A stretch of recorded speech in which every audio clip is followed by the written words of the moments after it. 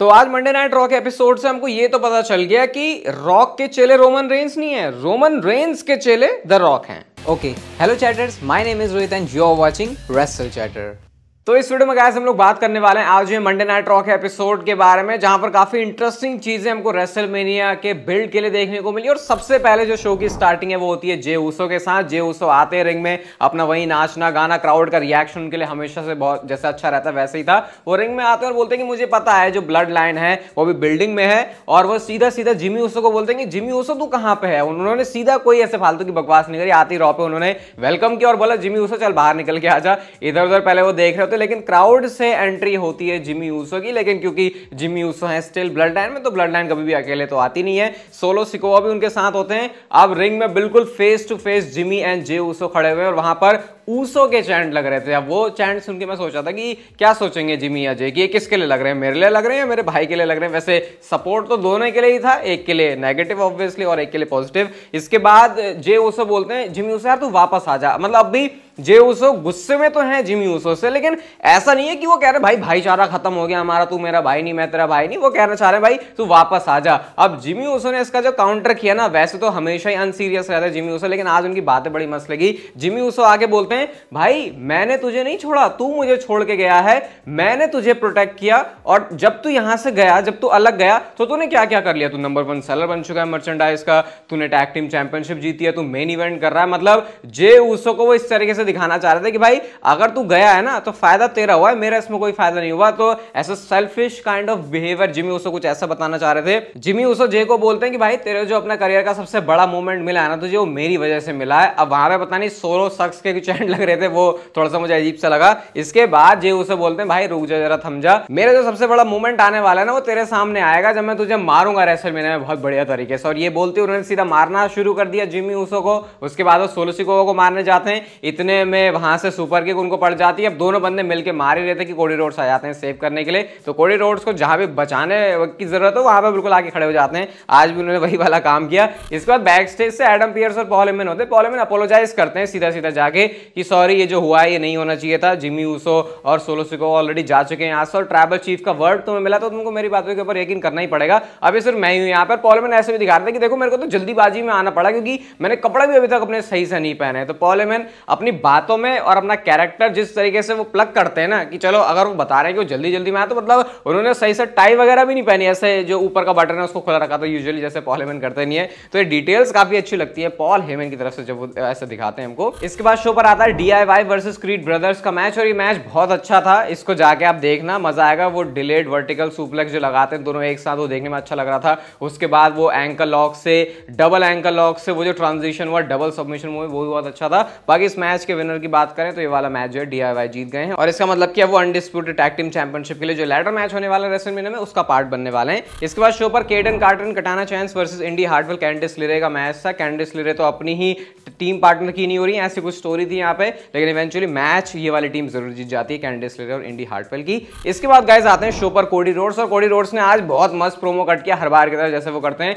वो रिंग में आते हैं और बोलते हैं कि अब से कुछ हफ्ते के बाद वो रेसलमेनिया में खड़े होंगे रोमन रेंस के सामने अनडिस्प्यूटेड WWE यूनिवर्सल चैंपियनशिप के मैच के लिए, और वो रॉक की बात करते हैं। रॉक आज हील वर्ड जो कि यूजुअली WWE की स्टोरी लाइन में यूज नहीं होता, वो बोला कोडी रोड्स ने। वो बोलते हैं कि रॉक अपने आप को हील बोलता है, और WWE में पास में बहुत सारे हील रह चुके हैं, वो सुपरस्टार्स की लेजेंड्स के जो नाम है उसको गिनवाते हैं, लेकिन वो कहते हैं कि रॉक कोई हील बंदा नहीं है, लेकिन रॉक है एक एसहोल। ऐसा करके क्राउड की तरफ से उनको रिएक्शन मिला। आज जो गंदी गंदी बातें कोडी रोड्स ने अपने इस प्रोमो में बोली है ना, मतलब वो बातें अगर हिंदी में उसका ट्रांसलेशन करें तो भाई फिर तो गजब ही हो जाएगा। तो मैं उसको इंग्लिश में भी नहीं बोलने वाला। कोडी रोड्स इसके बाद बोलते हैं कि रॉक यार तू गुस्सा ना हो, तू नाराज ना हो, तू मुझे कहता ना कि मैं हमेशा रोते रहता हूँ, तू सच से बता तू नहीं रोया था क्या ये बैक स्टेज में जाके जब वो हैशटैग मेरे नाम का ट्रेंड कर रहा था? तू हमेशा मेरे रोने का मजाक उड़ाता, जरा ये भी तो बता दे कि जब तेरे को ये बात चुभी थी कि तेरे को वो जो मैच चाहिए वो नहीं मिला, तो तुझे कितनी प्रॉब्लम हुई थी इस चीज से। इसके बाद वो बोलते हैं कि तेरे को कोई भी तेरी रियलिटी नहीं बताता, क्योंकि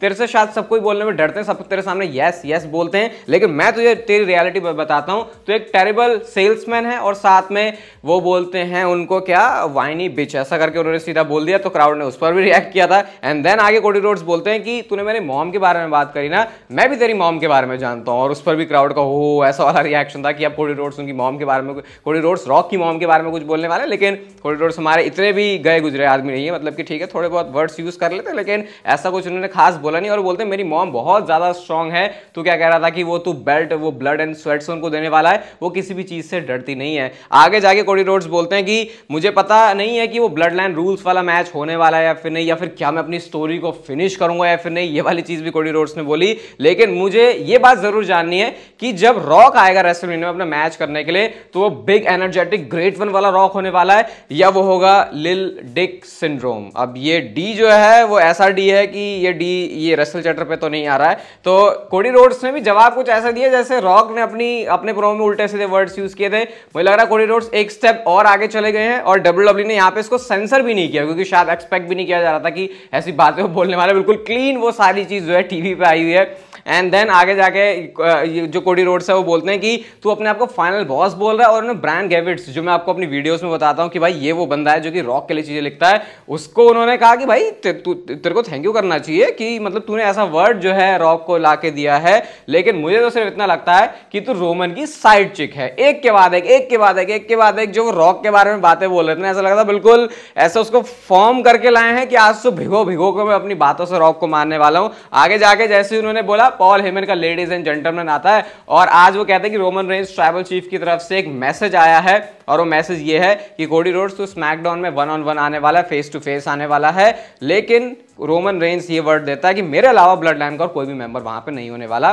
कोडी रोड्स भी कहता है ठीक है मैं भी आ जाऊंगा, मैं भी लेकिन वो साथ में बोलते हैं कि भाई तुमको भी अकेला आना पड़ेगा। तो आज जो है ऐसे डील हो जाती है, इनकी हाथ इन्होंने मिला लिया। रोमन रेंज का मैसेज अब फेस टू फेस होने वाला है स्मैकडाउन में, Cody Rhodes and Roman Reigns का। इसके बाद बैक स्टेज भी 2 सेगमेंट होते हैं जहां पर जे उसको कहते हैं देख भाई तुझे पता नहीं है ब्लड लाइन कैसी है, वो वहां पर होंगे।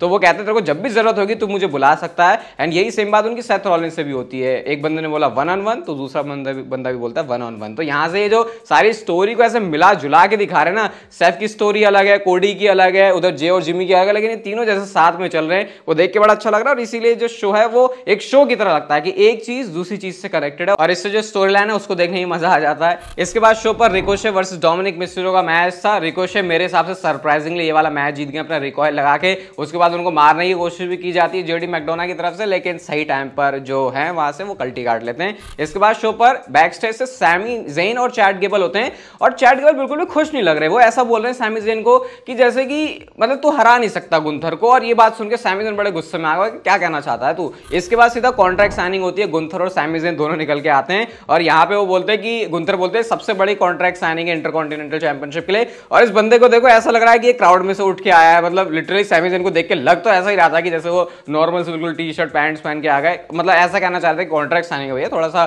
सज धज के आओ। सैमी ज़ेन बोलते हैं कि गुंथर तुमने बहुत बढ़िया काम किया है, तुमने बहुत सारे सुपरस्टार्स को हराया, लेकिन तुझे जो बंदा हराएगा, जो डीथ्रोन करेगा, वो तेरे सामने बैठा है सैमी ज़ेन। सैमी ज़ेन को समझाते हैं गुंथर, कहते हैं यार जो तूने अपना नया दोस्त बनाया ना चैट गेबल, जरा उसको जाके सुन ले, उसको भी ये लगता है कि गुंथर ही जीतेगा, सैमी ज़ेन कभी भी नहीं हरा सकता। और तुझे भी अगर मैं तेरी आंखों में सही से देखूं तो तुझे भी मुझे लगता नहीं है, यकीन है कि तू मुझे सही में हरा सकता है। सैमी ज़ेन को बोलते हैं कि तेरे जो ड्रीम्स है ना वो रियलिटी मीट करेंगे जब मैं रेसलमेनिया में तुझे हराऊंगा, ऐसा कह के वो वहां से जा रहे होते हैं। लेकिन सैमी ज़ेन गुंथर को रोकते हैं, कह रहे भाई रुक जा, थम जा, तू दोबारा से जरा मेरी आंखों में देख, यही वो बंदा है जो कि तुझे हराएगा। और ऐसा करके सैमी ज़ेन वहां से चले जाते हैं। भले ही यहाँ पे पूरा ऐसा लगा कि माइंड गेम खेल लिया गुंथर ने सैमी ज़ेन के साथ। बैक स्टेज जाके भी चैट गेबल से सीधा बोलते हैं वो, भाई सैमी ज़ेन बोलते हैं भाई तुझे क्यों लगता है कि मैं नहीं हरा सकता। वो बोलते हैं भाई ये सिर्फ इन रिंग फिजिकल चीजों की बात नहीं हो रही, मेंटली जिस तरीके से दिमाग से गुंथर खेलता है वो चीज सबसे ज्यादा मुश्किल है। लेकिन अगर तो अपनी मेंटालिटी चेंज करता है तो शायद तो गुंथर को हरा सकता है। तो चैट गेबल को जो कि इस मैच में भी नहीं है, जिस तरीके से स्टोरी में यूज कर रहे हैं वो मुझे बहुत अच्छा लगा भाई, क्योंकि चलो अगर उनको मैच नहीं मिला तो डब्ल्यूडब्ल्यूई स्टिल उनकी जो रेलेवेंस है वो दिखा रहे स्टोरी के अंदर क्या हो सकती है। और अगर शायद सैमी ज़ेन आगे जाके जीत गए तो फिर चैट गेबल के साथ उनकी एक स्टोरी भी शुरू हो सकती है। इसके बाद गए शो पर हमको ऑसम ट्रुथ वर्सेस इंदु शेर का मैच होता है यहाँ पे। और भाई आज मुझे इतना ज्यादा बुरा लगा ना इंदु शेर को देख के, उनकी बुकिंग देख के। एक तो चलो वो आते नहीं है तो ठीक है, चलो अब तो मान लिया हमने कि नहीं ला रहे, नहीं बुक कर रहे, कोई बात नहीं।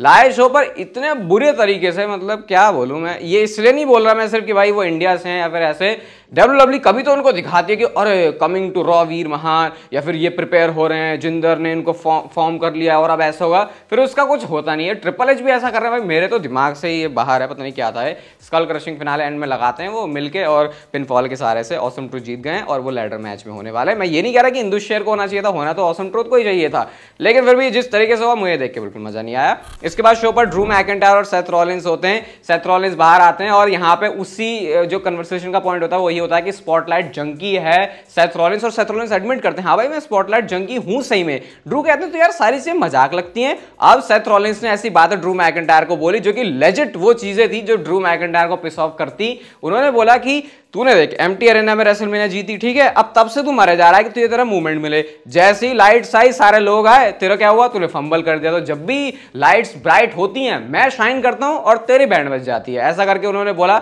सीएम पंक के भी चैनल लग रहे थे तो ड्रू मैकिंटायर बोलते हैं कि देख सीएम पंक नेक्स्ट वीक आ रहा है, यहाँ पे सीएम पंक नहीं आ रहा, तो देख तुम लोग कितने ज्यादा बुरे हो। उस पर क्राउड बू करता है। अब वो बू तो ड्रू मैकिंटायर को कर रहे थे, लेकिन सीएम पंक के ऊपर वो जो बू है वो उन्होंने ऐसा डाल दिया कि देखो सब सीएम पंक को बू कर रहे हैं। देन जाते जाते सेथ रॉलिंस यही बोलते हैं कि जैसा तुझे लगता है ड्रू मैकिंटायर तो उतना अच्छा भी नहीं है और मैं तुझे रेसलमेनिया में अच्छे तरीके से बता दूंगा। तो आज तो सेथ रॉलिंस ने प्रोमो बहुत अच्छी तरीके से विन कर लिया है, ज्यादा कुछ ड्रू मैकिंटायर यहां पे बोल भी नहीं पाए।